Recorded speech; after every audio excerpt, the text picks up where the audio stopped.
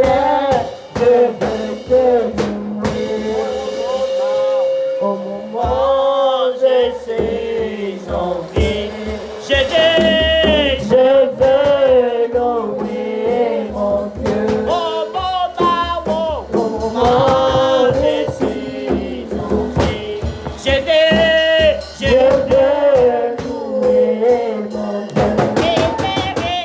Il mérite la gloire, il mérite l'adoration. Oh Dieu, toi, toi seul, je veux te louer. Il mérite la gloire, il mérite l'adoration. Oh Dieu, toi, toi seul, je veux te louer.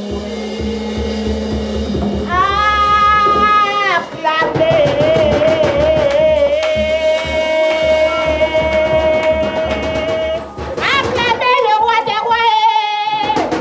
Jésus soit acclamé. Acclamez, acclamez, acclamez, acclamez, acclamez. Acclamez le Tout-Puissant. Jésus soit acclamé. Acclamez, acclamez, acclamez. Adorez, adorez le Dieu des dieux. Jésus soit adoré.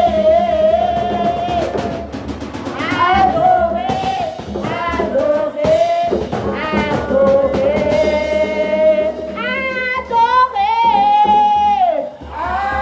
adorez, adorez le Tout-Puissant. Jésus soit adoré. Adorez, adorez, adorez.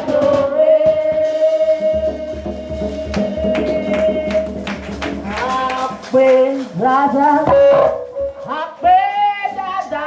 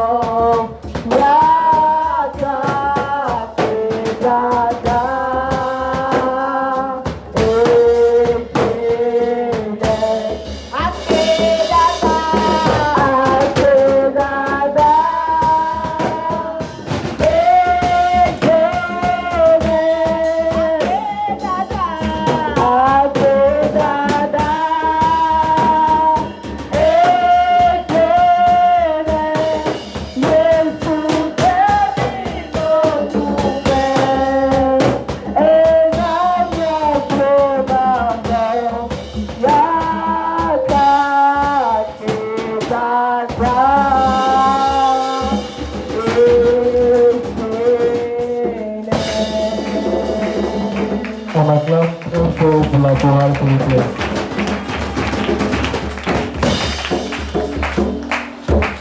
Tu vas maintenant acclamer pour le Seigneur. Mon amour, il faut acclamer pour le Seigneur. Acclame pour le roi des rois. Acclame très fort le Seigneur. Amen.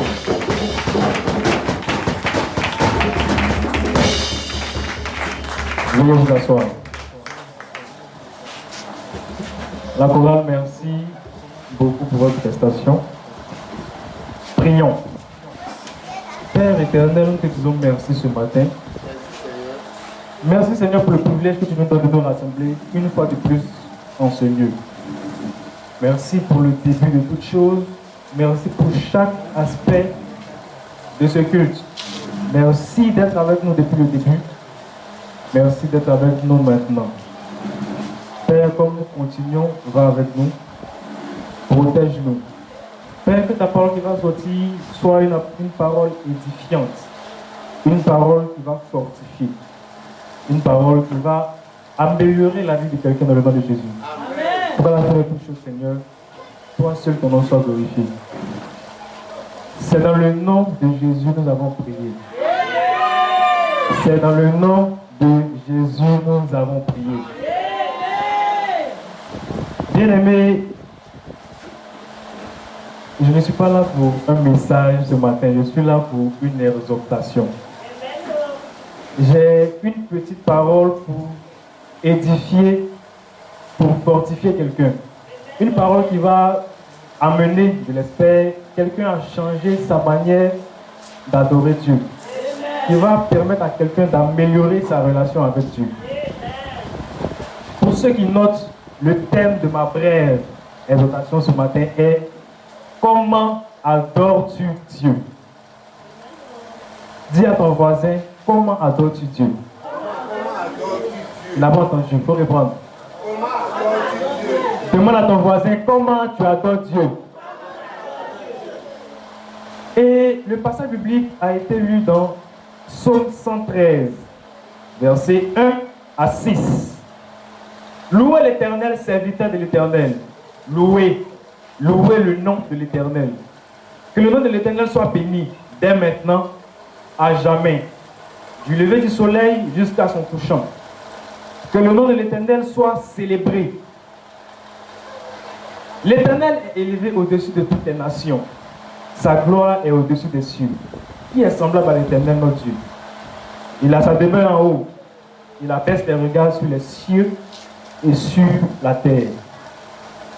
Bien-aimé, je dis merci à Dieu pour la vie de tout un chacun. La vie du pasteur, ses collaborateurs et surtout la vie de tous ceux qui sont présents ce matin. C'est une grâce, c'est un privilège de venir nous rassembler ici ce matin. Ce n'est pas quelque chose de normal, c'est une grâce. Bien-aimé, dans la vie, c'est bien de rechercher Dieu. Mais c'est encore mieux lorsque c'est Dieu qui nous cherche. Il est bien lorsqu'on recherche Dieu dans la vie. Mais c'est encore mieux lorsque c'est Dieu qui nous cherche. Et beaucoup vont se demander, mais pourquoi Dieu va chercher quelqu'un? Ou bien, normalement, c'est nous, on va chercher Dieu, mais pourquoi Dieu va nous chercher? Bien aimé, je vais te dire ce matin qu'il y a plusieurs manières de chercher la présence de Dieu. Beaucoup utilisent la prière. Beaucoup utilisent le jeûne. Beaucoup utilisent les intercessions, Mais il y a une arme qui est efficace, qui est importante, qui est la louange. La louange, c'est cette clé qu'on utilise lorsque le reste des outils que nous avons ne marche plus. Et généralement, on a tendance à constater que beaucoup de personnes recherchent Dieu lorsqu'ils sont dans des mauvaises situations. Lorsqu'ils sont dans des problèmes, lorsqu'ils ont un souci, c'est là qu'ils se rappellent qu'il faut rechercher Dieu. C'est là qu'ils se rappellent qu'il faut louer Dieu. Et c'est la plus grosse erreur que nous commettons. Ça fait de nous des ingrats. Et dans ce genre de situation, Dieu ne peut pas intervenir dans notre vie. Parce que c'est comme si on l'adorait par intérêt. Alors que l'adoration qu'on fait à Dieu doit être sans intérêt. Nous devons comprendre que Dieu ne va pas se lancer à la recherche des gens qui attendent à être dans les problèmes avant de le louer. C'est impossible. Dieu ne va pas attendre. C'est quand tu seras dans les problèmes, tu vas te souvenir que je dois prier Dieu, je dois le louer. Quand tu fais ça, Dieu il te regarde et il ne va rien faire. C'est un peu pareil même dans la vie active. Si tu es avec ton prochain, tu ne le sollicites jamais. C'est le jour que les problèmes que tu le sollicites. Il va peut-être faire une fois, deux fois, mais après, il va se dire, mais c'est pas intérêt que tu es là. C'est pas intérêt que tu demandes. Et il ne va plus répondre. Dans le livre de Jean 4, le verset 23, la Bible dit, l'heure est venue, et elle est là, où les vrais adorateurs adoreront le Père en esprit et en vérité. Car ce sont là les adorateurs que le Père recherche. Nous ne devons pas attendre d'être dans des situations compliquées avant de rechercher Dieu. Nous devons rechercher Dieu en tout temps. Mais bien aimé, c'est bien beau de dire qu'il faut rechercher Dieu en tout temps, mais c'est aussi difficile. Il y a des situations dans la vie auxquelles nous sommes confrontés. Il y a des problèmes. Toi-même, louer Dieu même, ça ne vient pas dans ton esprit. Parce que tu te dis que c'est la dernière chose que tu dois faire. Et c'est en ce sens-là que nous devons comprendre les raisons pour lesquelles nous devons louer Dieu. Première raison, pour ceux qui notent, nous devons louer Dieu parce qu'il est Dieu, tout simplement. On ne doit pas attendre forcément de raison. On ne doit pas attendre parce qu'on a acheté une nouvelle voiture aujourd'hui, ou bien parce qu'on a acheté une nouvelle maison, on a eu une grosse somme d'argent. Non. On doit louer Dieu parce qu'il est Dieu, c'est tout. Nous devons louer Dieu à cause de ses attributs. On dit souvent que Dieu est omnipotent, il est omniscient. Il est Jéhovah Jireh, Jéhovah Rapha. Il a beaucoup de noms. Et ces noms qu'on donne à Dieu ne sont pas des noms fortuits. Ce sont des noms, quand tu l'appelles, il répond. Et pour ce simple fait, pour ce titre qu'il possède, nous devons le louer. Le louer parce qu'il est Dieu. Prenons nos Bibles dans le livre d'Ésaïe 6, le verset 3. Prenons nos Bibles dans le livre d'Ésaïe 6, le verset 3. La Bible dit, ils criaient l'un à l'autre. Ils disaient, Saint, Saint, Saint est l'Éternel des armées. Toute la terre est pleine de sa gloire. Dieu, il est une personne qu'on doit juste adorer sans chercher de raison valables pour l'adorer. Il est une personne, il est quelqu'un, on ne doit pas attendre d'avoir des bénédictions, d'être béni. Il faut juste adorer pour la simple raison qu'il est Dieu. Simple. Et dans ce genre de situation, quand on recherche Dieu, même sans raison valable, Dieu se voit dans l'obligation de nous bénir. Ce n'est pas... On regarde dans les films souvent, lorsque le roi est là et un habitant du village veut soumettre une doléance au roi, on voit comment les personnages viennent devant le roi. Et commencent à dire, oh roi tu es grand, roi tu es puissant, toi grand roi. Bien aimé, une fois que tu fais cela, le roi est content. Et le simple fait que le roi est content, tu dois te dire que la doléance que tu avais venu lui soumettre t'est accordée déjà. C'est quelque chose qui est clair. Quand on réjouit le cœur de Dieu, il est contraint de nous bénir.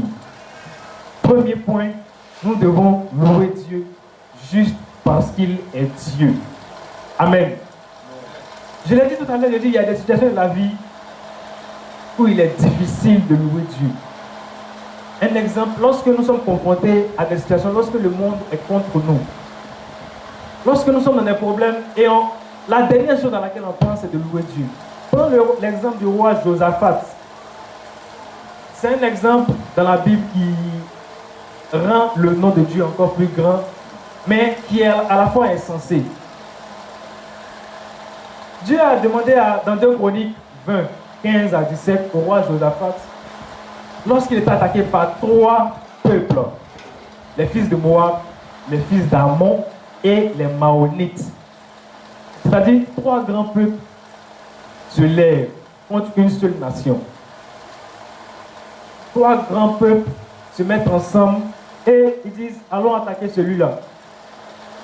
Je pense que logiquement, si on était à la place du roi Josaphat, on allait soulever des chars, des armées, on allait soulever tous les soldats disponibles pour aller faire la guerre.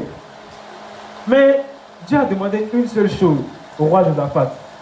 Il dit, ce n'est pas la peine de prendre les chars, prendre les armes, etc. Il dit, cherche des chants, cherche des instrumentistes qui peuvent adorer moi.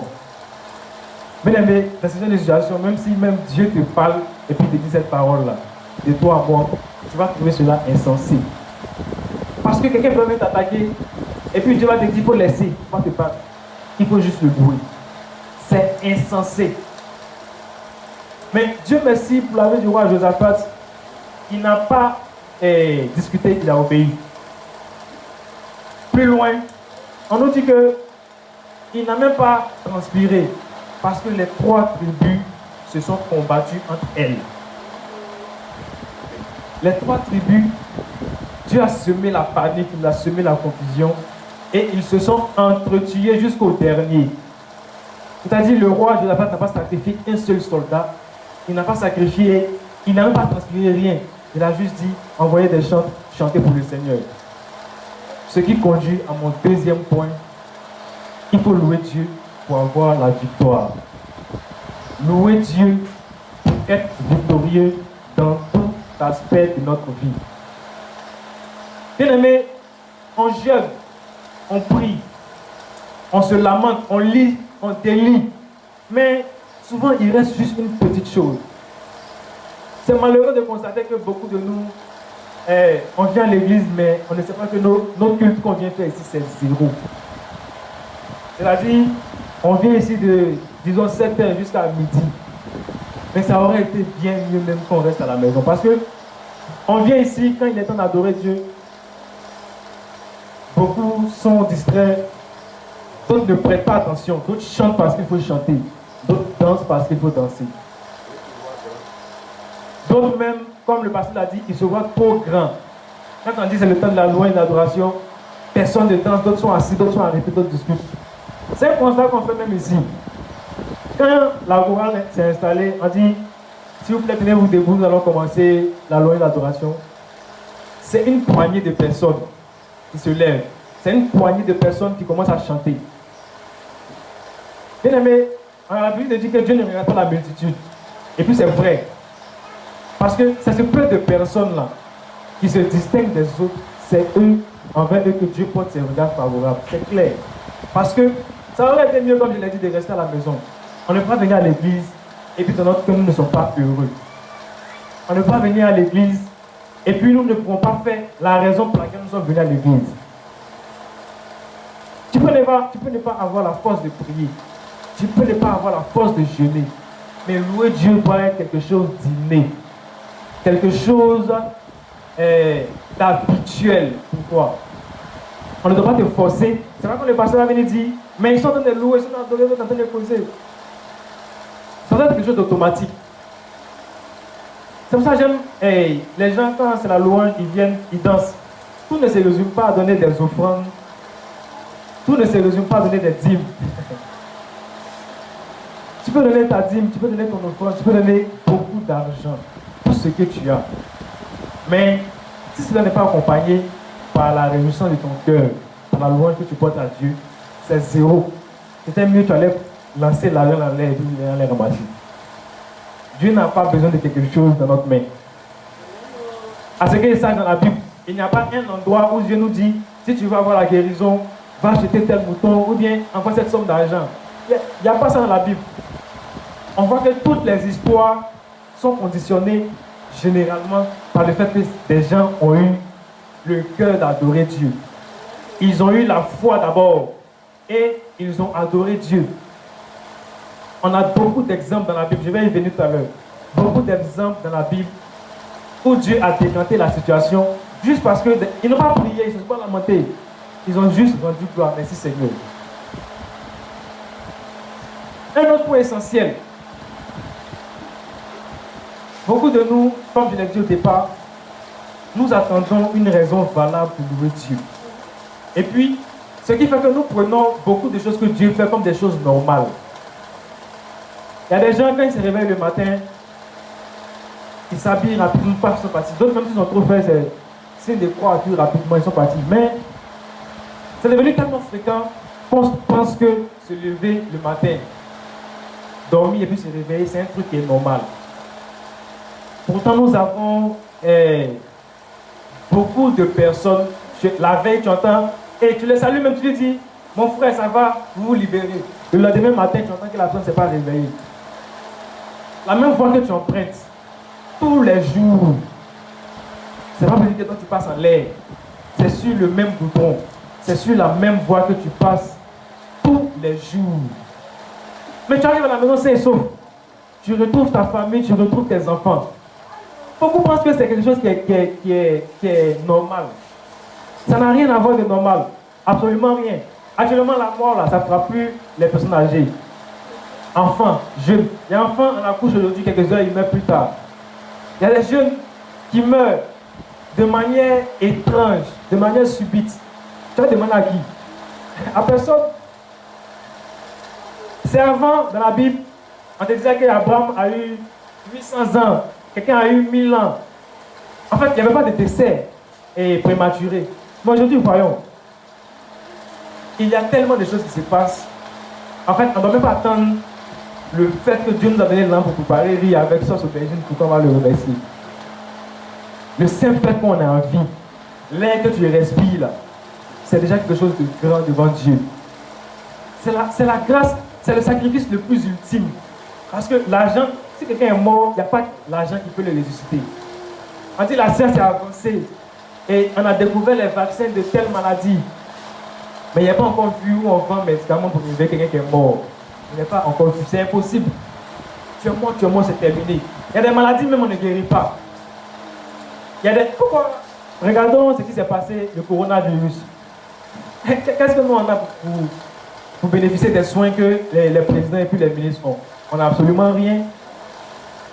Mais c'est de dire qu'il y a des présidents de la République qui sont décédés. Est-ce que tu vas croire? C'est quel argent ils n'ont pas pour se soigner? Ils ont tout l'argent à leur disposition. Si on dit même que le vaccin coûte 50 milliards, il a ça, il va payer. Mais on te dit que cette personne est décédée. On a dit que tel joueur est décédé, telle célébrité est décédée du coronavirus. Même ici encore, les gens sont décédés. Bon, qu'est-ce que nous on a? Ou bien qu'est-ce qu'on a plus que les autres? Et des fois, même souvent, tu te réveilles, tu n'as rien. Mais Dieu ne regarde pas tout ça pour bénir. C'est sa grâce qu'il regarde, c'est sa grâce qu'il nous accorde. C'est la grâce qu'il nous accorde. En troisième point, pourquoi nous devons louer Dieu? Pour attirer le regard et l'attention de Dieu. Attirer le regard et l'attention de Dieu. Il y a une personne dans la Bible que Dieu chérissait de tout son cœur, que Dieu aimait.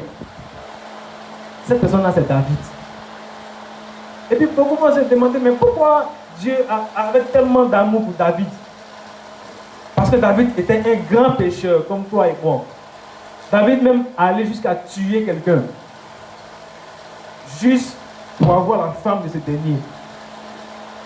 Mais une chose que David savait faire, c'était attirer le regard de Dieu. Comment? David, lorsqu'il s'agissait de louer Dieu, il oubliait son titre de roi. Il oubliait sa personnalité, qui il était. Lorsqu'il s'agissait de louer Dieu, ce n'était plus le roi David qui louait Dieu, c'est David qui louait Dieu.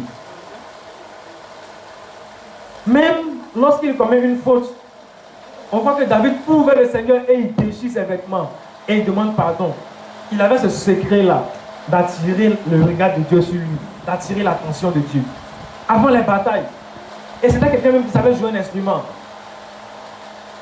Lorsqu'il voulait apaiser le cœur de Dieu, David se mettait à glorifier le nom de Dieu. Il arrivait même un point où il glorifiait tellement Dieu que les gens se sont demandé, mais c'est quel roi insensé ça?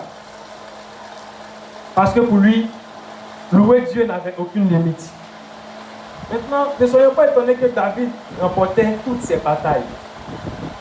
Durant son règne de roi, il remportait ses batailles. Dieu ne l'a jamais abandonné au cours d'une bataille. Rien n'est plus grand. Il n'y a pas de sacrifice plus grand que de savoir être reconnaissant. Beaucoup de nous, on est ingrats. Ça, c'est... Nous sommes tous ingrats. On l'a tous été une fois. Et même pas une fois même. On continue même de l'être actuellement. On est ingrat. Si c'est envers l'homme même, c'est bon. On est ingrat avec Dieu. L'homme, c'est important, mais c'est pas important. Tu vas aller jusqu'à être ingrat avec Dieu. On n'est pas reconnaissant. On ne sait pas dire merci à Dieu. Moi-même, merci, un homme, il fait une chose pour toi, une fois, 2 fois, 3 fois. Si c'est pas me dire merci, 4 fois, il ne l'a pas fait. 4 fois même, c'est trop. Parce que pour réjouir le cœur de quelqu'un, quelque chose qui te donne, si tu sais dire merci, demain il va te donner plus. C'est la logique. Et avec Dieu, c'est pareil.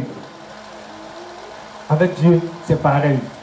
L'histoire de David, on peut voir cela dans Psaume 23, verset 6. Dieu a dit à David que le bonheur et la grâce vont te suivre. Il y a des paroles que Dieu a déclarées dans la Bible. Et puis tu sais que ces paroles-là, ça venait de son cœur. Dieu a dit à David, le bonheur et la grâce vont t'accompagner. Ce sont des paroles qui valent tous les trésors du monde. Ce sont des paroles qui valent tout ce que tu peux avoir de mieux sur cette terre. Dieu a dit cela à David. Dieu a dit cela à David. Et David était la prunelle des yeux de l'Éternel. David était celui que Dieu chérissait le plus. C'était celui que Dieu aimait. Bien-aimé, pourquoi nous devons remercier l'Éternel? Nous devons le remercier pour jouir de sa production et de ses bénédictions. Étant enfant de Dieu, on le répète ici, on dit l'or, l'argent appartient à Dieu, etc. Mais qu'est-ce qu'on fait pour bénéficier de ça? Ce n'est pas une porte ouverte où chacun vient se servir. Il faut mériter cela. Il faut mériter que Dieu produise, que Dieu apporte la bénédiction dans ta vie, que Dieu ouvre les portes pour toi. L'offrande, la dîme, pour jouir de la production et des bénédictions. L'offrande, la dîme, c'est très important. C'est très, très, très important. Surtout quand c'est accompagné de l'action de grâce, quand c'est accompagné du remerciement. Il faut savoir être content. Pour aucune raison, il faut être content. Pour quand tu te lèves le matin, il faut être content. Mais pour aussi attirer les bénédictions de Dieu, pour que Dieu pourvoie dans ta vie, il faut savoir lui dire merci. En fait, tout se résume à la même chose. Le fait de ne pas être ingrat envers Dieu. Le fait d'être reconnaissant. Pourquoi beaucoup de nous, on n'arrive pas à être reconnaissant? C'est parce qu'on ne sait pas ce que Dieu fait dans nos vies. Un être humain, il a deux volets. Il y a le volet physique et il y a le volet spirituel. Bien aimé, si on va te dire ce qui se passe quand tu dors, ou bien même quand tu ne dors pas spirituellement, c'est plus que ce qui t'arrive physiquement. Ça n'a rien à voir. Il y a des gens qui meurent de cause et on ne peut pas expliquer. Tu ne vas pas t'entendre marcher avec quelqu'un qui n'a rien du tout. Il n'est pas malade. Il n'a même pas une maladie cachée et puis tombe, il meurt sec. On fait tout, on cherche, on dit il n'a rien, il est mort, c'est fini. Et puis il n'y a pas d'explication. Parce que dans le règne spirituel, ils ont déjà tué cette personne-là. C'est son corps seulement qui restait, c'est fini. Nous devons apprendre à dire merci à Dieu pour les petites choses. Quand nous sommes reconnaissants pour les petites choses, Dieu fait de grandes choses. Nous devons apprendre à dire merci à Dieu, à glorifier Dieu quand nous sommes dans les détresses. Bien aimé, on a tous traversé une situation dans notre vie. Je vais prendre un exemple palpable. La fête, perdre un être cher, perdre un frère, perdre un parent. Souvent quand tu entends ici que quelqu'un est décédé, ça te fait mal, parce que c'est un être humain, mais ça ne te fait pas si mal que ça, tant que ça ne t'est pas encore arrivé. En fait, tu te dis que ça n'arrive qu'aux autres. Jusqu'à ce qu'un jour, on t'appelle pour te dire que tel parent est décédé. C'est quelque chose qui fait mal. Ça ne fait pas mal à ton corps, mais si c'est une personne que tu chéris, c'est quelque chose qui fait mal dans ton âme, au plus profond de toi. Et la Bible dit que dans ces moments-là, il faut adorer Dieu. Je me souviens, lorsque j'ai perdu mon cousin, mon frère. C'était quelque chose, ça ne m'était jamais arrivé. Bon, j'ai perdu des proches, mais ce n'était pas ça. En fait, je ne ressentais pas totalement la douleur. Mais quand ça arrivait à son cas, je suis resté à la maison et puis il n'arrivait pas à pleurer. Parce que ce qu'il devait faire, c'est me déchirer en moi-même et puis. Mais c'est dans ce genre de cas que le pasteur va venir à la maison pour dire il faut adorer Dieu, ce que Dieu fait est bon. Moi-même, quand ils sont arrivés déjà, je suis assis et puis il regarde, il entend quelqu'un qui parle. Il voit sa bouche remuer, mais il n'entend rien. Parce qu'au fond de moi, je suis blessé. Tu entends que ton cousin a fait un accident. C'est appelé, ah même, il est dans quel hôpital? Et puis on ne te dit pas, il a le temps, on te dit dans la mort. Bien aimé, il y a des situations dans la vie quand ça arrive. C'est par la grâce de Dieu, tu ne vas pas surmonter. Ça, on entend que beaucoup de gens sont suscités par-ci et par-là. On les juge directement. On dit, oh, ceux-là, ils sont en enfer direct. Mais on n'a pas conscience de la douleur que peut ressentir quelqu'un. Maintenant, c'est dans ce genre de cas qu'ils vont te dire tout ce que Dieu fait est bon. Et puis ils vont te dire d'adorer Dieu. Bien aimé, ce n'est pas facile la cause chrétienne que nous menons. Même Paul l'a dit, ce n'est pas aisé. On sera confronté à des situations qui vont t'amener à quitter l'église. Il y en a. Il y a des gens avec qui on était au bord, aujourd'hui on ne les voit plus. Mais nous qui sommes restés jusqu'à maintenant, ce n'est pas pour dire que la vie est belle ou bien tout est rose pour nous. On traverse beaucoup de choses, mais on s'accroche à Dieu. On a certes vécu beaucoup de trucs, mais en même temps, on sait que si Dieu n'était pas avec nous, on n'aurait pas pu surmonter. C'est clair. Il y a des situations quand on te demande comment tu as réussi à t'en sortir, tu ne sais pas comment expliquer. C'est Dieu. C'est pour ce genre de choses que nous devons apprendre à être reconnaissants. Prenons l'exemple de Job, dans Job chapitre 1. C'est une histoire qui me fascine, même jusqu'à présent. Parce que dans la Bible, quand on explique qu'un homme a un problème, tu peux voir dans les prochains versets, par exemple jusqu'au verset 7 ou jusqu'au verset 10, que la personne a eu sa guérison. Mais Job, du verset 1 jusqu'au verset 42, jusqu'au chapitre 42, le gars était toujours de la souffrance. En fait, on a dit chapitre 1 jusqu'à chapitre 42. Job était un homme intègre. La Bible n'a pas dit que Job était un chrétien, on dit qu'il était intègre. Chrétien, c'est quelque chose, on s'appelle nous tous, mais notre comportement reflète autre chose. On dit que Job était intègre. Et puis, ce n'est pas des hommes qui ont témoigné pour lui, c'est Dieu lui-même. Satan est venu et dit, et Dieu lui dit, est-ce que tu as vu mon serviteur Job? Il est intègre, il craint Dieu, il est fidèle. Et puis Satan lui a dit, mais tu as tout donné à Job. Il a l'argent, il a la maison, il a l'enfant, il a la famille. Et puis tu veux qu'il soit pas intègre. Vous voyez, même Satan, souvent, il cherche des petits détails pour toucher notre vie.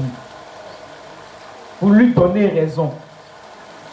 On voit qu'après cela, Dieu a dit, je vais éprouver Job. Et ça, ce n'est pas une épreuve, c'est la mort.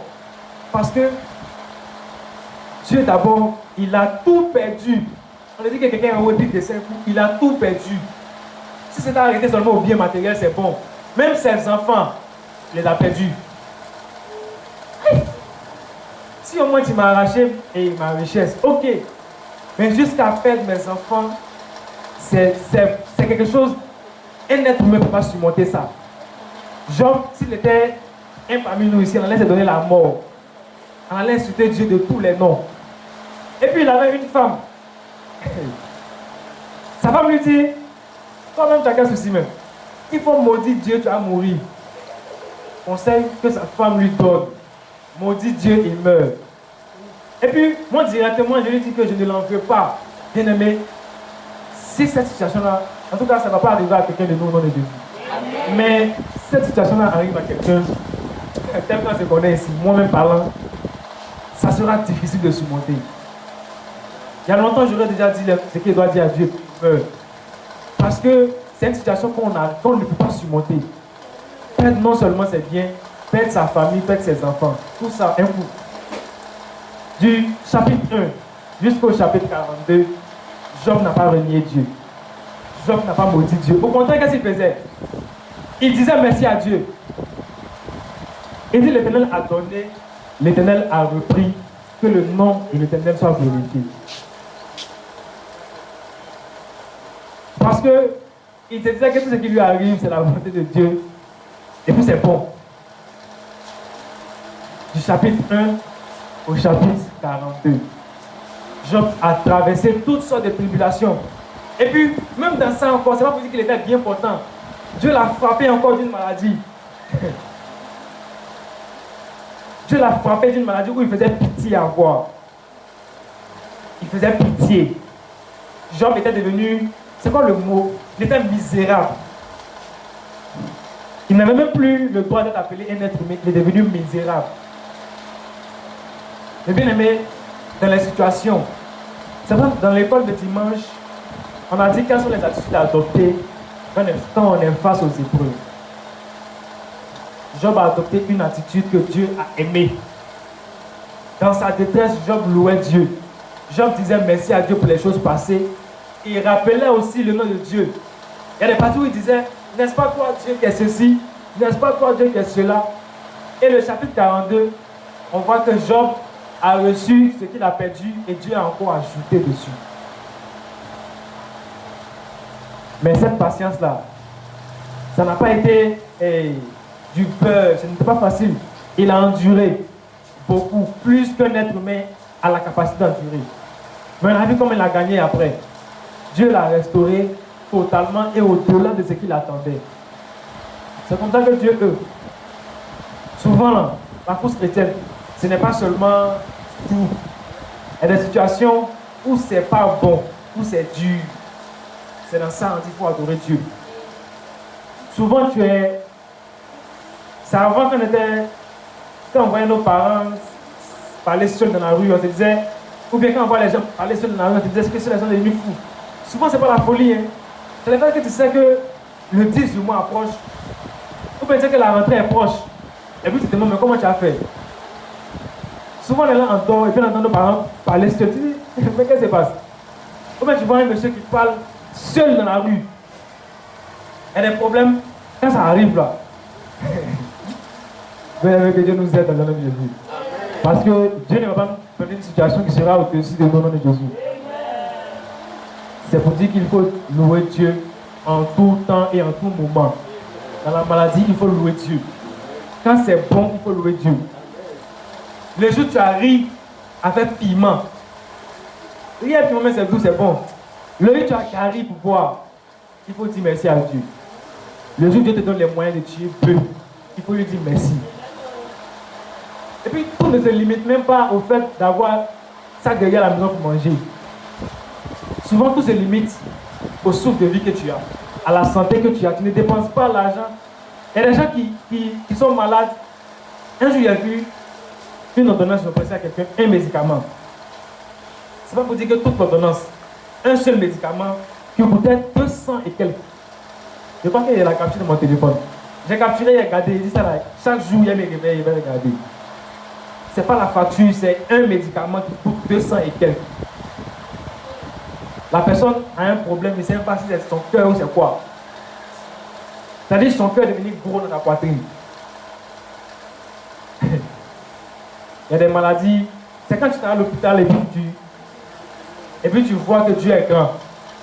L'hôpital, c'est un endroit où quand tu arrives, quand tu ouvres la chambre de quelqu'un, l'odeur d'abord qui t'accueille là, c'est pas pour les enfants. Parce qu'il y a des maladies là. C'est Dieu qui nous sauve, c'est Dieu qui nous aide. Nous, tout ce qu'on a comme maladie, c'est quoi? Mal de ventre, palu. Là, c'est palu, c'est fini. Ah! Non, c'est sérieux. Palu même, c'est quelque chose qui tue. Nous n'avons pas lu là. On va aller boire un faux médicament et constamment te donne un c'est guéri, c'est fini. Qu'est-ce qu'il nous dit que c'est qu'on boit, c'est le qui nous sauve? Rien. Il y a l'homme qui boit et puis c'est à l'hôpital, il meurt le lendemain. Souvent, c'est ces petites choses qu'on considère comme des choses normales là, qui font qu'on est un gars devant Dieu. Et je nous ai donné Jésus. Pourquoi devons-nous louer l'Éternel?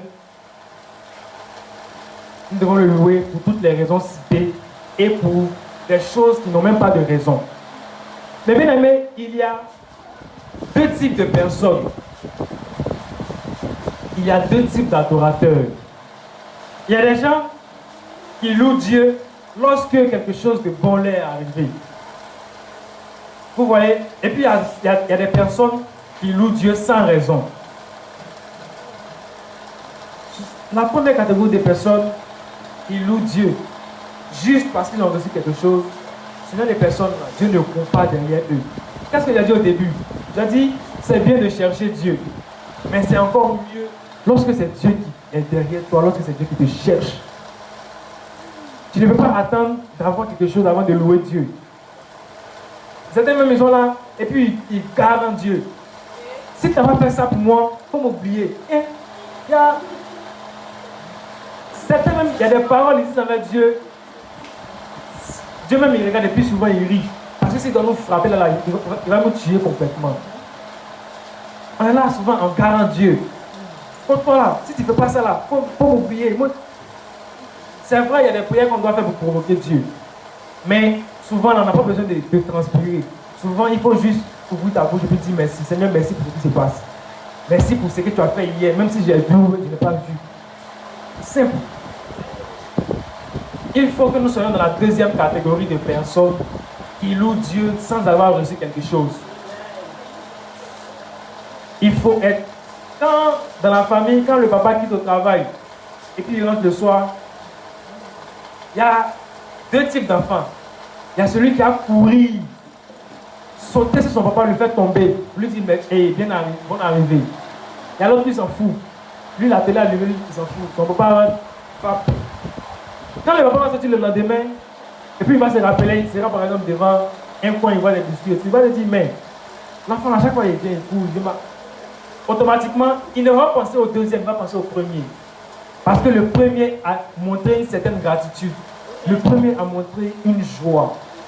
C'est le même système avec Dieu. Souvent, nous devons provoquer Dieu par nos actes. Il y a des gens qui se réveillent le matin, leur première pensée c'est Tchourou. Tu vas te lever le matin, et puis ta première chose que tu dois dire c'est Tchourou. Première pensée du matin, que tu te lèves, en même temps, il y a quoi dans la cuisine là? Bien aimé, souvent là, on commet des actes, c'est pas bon. Et puis, il faut, lorsqu'on se réveille, et puis c'est quelque chose qui est important. Tout le monde, je ne sais pas si vous avez déjà remarqué, la première attitude que tu as le matin, c'est ce qui va déterminer ta journée. Si le matin tu t'es réveillé dans la tristesse, ton cœur est chaud, tout est neuf, tu vas voir que dans ta journée, rien de bon ne va t'arriver. Mais il y a des gens qui se lèvent le matin et puis ils commencent à chanter. C'est pas pour dire que l'argent les attend quelque part. Ils disent déjà merci à Dieu pour ce qu'il n'a pas encore fait, mais qu'il va faire. C'est comme ça qu'on doit mettre Dieu à l'épaule. À partir d'aujourd'hui, bien aimé, il faut que nous changeons notre manière d'être avec Dieu. Nous devons changer notre relation avec Dieu. Tout ce qu'il a dit là, c'est bien beau. Tout ce que j'ai dit, c'est bien beau. Mais cela est conditionné par quoi? Une seule chose qui nous fatigue aujourd'hui, nous étant chrétiens, c'est le péché. On dit que Dieu est un Dieu d'or, d'argent, tout ça. Mais ce n'est pas pour dire que la porte est ouverte, tout le monde va arrêter pour se servir. Non. Ça dépend de la relation que tu as avec Dieu. Si ta relation avec Dieu est tordue, tu as loué, toi-même, tu as fait tout ce que tu peux faire. Rien. Il faut que ta relation avec Dieu soit correcte. Il faut que ta relation avec Dieu soit bonne. Il faut que ce qui vous lie soit toujours, le lien doit être tendu toujours. Souvent quand on est dans les difficultés, beaucoup de nous quand on dort, quand on rêve petit cauchemar d'être Jésus. Mais Jésus là, ça a quel effet si toi-même ta relation avec lui n'est pas bonne? Ils vont te tuer dans le gâteau, c'est fini. Il y a des situations, quand on veut appeler le nom de Dieu, toi-même là, est-ce que tu mérites de dire son nom pour l'appeler? Tu ne mérites pas. Parce que ta vie n'est pas un exemple. Notre vie n'est pas un exemple. On ne mérite pas ce que Dieu nous fait. Il n'y a pas quelqu'un ici qui mérite la bénédiction de Dieu. C'est sa grâce, c'est tout. Sinon là, on ne mérite rien. Rien. La vie même, on ne mérite pas. On commet des actes abominables chaque jour. Aujourd'hui, par exemple, on a fini de demander pendant des péchés, non? Quand on va sortir de ce là, on va aller faire le dernier kata, tuer pour tuer. On va revenir encore dimanche. On va venir prier encore. On va partir. D'autres même là, quand ils finissent de prier, ils ne sortent même pas, hein, même ici. Ils commencent déjà. Et c'est ça qui fait que Dieu s'éloigne de nous. Si Dieu est loin de nous, on est foutu, c'est fini. Parce que comme je l'ai dit, un être humain, il est divisé en deux plans essentiels, le plan physique et le plan spirituel. Je l'ai dit ici l'autre dimanche. Si tu es dans la rue, et puis quelqu'un vient vers toi, il veut te combattre. Tu peux te défendre, tu peux le frapper. Et puis, c'est pas tout le monde qui peut le frapper. Il y a l'homme, même s'il vient, il va te frapper, aller, retour. Mais au moins, qu'est-ce que je veux dire par là? Physiquement, tu peux tenir. Mais spirituellement, qu'est-ce que tu peux faire? Tu ne peux rien faire. Il y a des choses qui se passent dans les spirituels qui sont plus que ce qui se passe dans les physiques. Pratiquement même tout. Mais ce qui nous aide, c'est Dieu. La nuit même, c'est le las. La nuit, ce qui se passe la nuit. Si Dieu doit ouvrir nos yeux pour nous montrer, on aura peur. Il y a trop de choses. Trop. On en a plus beau. Il y a trop de choses. Il y a trop de choses. Bien aimé, comme je l'ai dit, il n'est pas un grand message à donner ce matin. J'ai juste une exhortation pour quelqu'un. Pour que tu puisses te rappeler de quand la dernière fois tu as vraiment adoré Dieu bien. Pour que tu puisses te rappeler comment, quand tu viens à l'église, comment tu t'arranges pour dire merci à Dieu. Même pas à l'église, dans ta vie quotidienne, toute la semaine quand tu ne viens pas ici. Comment est-ce que tu fais? C'est juste un rappel à l'ordre. C'est juste une sonnette d'alarme que je mets entre les mains de chacun de nous. Pour qu'on puisse savoir comment redresser notre relation avec Dieu. Si notre relation n'est pas redressée, on aura des problèmes. Pour finir, nous devons abandonner le péché. C'est quelque chose qui est facile à dire, mais pour le faire, c'est tout autre chose. C'est quand le pasteur nous dit abandonne ton péché, arrête le péché, vive une nécessité. C'est quelque chose, on ne peut pas ne pas pécher. Mais une chose est sûre, on peut arrêter de pécher comme on faisait avant. On peut maintenant essayer de fuir le péché. Mais cela est caractérisé par quoi? Il faut d'abord nous rapprocher de Dieu. Et puis notre relation avec Dieu, il faut améliorer. Peut-être que ce matin tu es ici et puis tu attendais peut-être l'opportunité qu'on te le dise. Tu attendais peut-être un rappel à l'autre et puis le voilà ce matin. En tout cas, pour les 2 minutes qui vont suivre avant que je vais partir, on va avoir un petit moment de prière, pas de prière, mais où chacun va prendre un cantique qu'il veut dans son cœur et on va adorer Dieu. Chacun va se tenir debout et on va dire merci à Dieu avec quelque chose qui vient du fond de ton cœur. Si c'est un cantique dans la langue que tu veux, tu vas lui dire merci. Tu vas dire merci à Dieu pour ce que tu sais, pour ce que tu ne sais pas, pour ce que tu vois, pour ce que tu ne vois pas. Prends un cantique que tu veux. Dis-lui merci.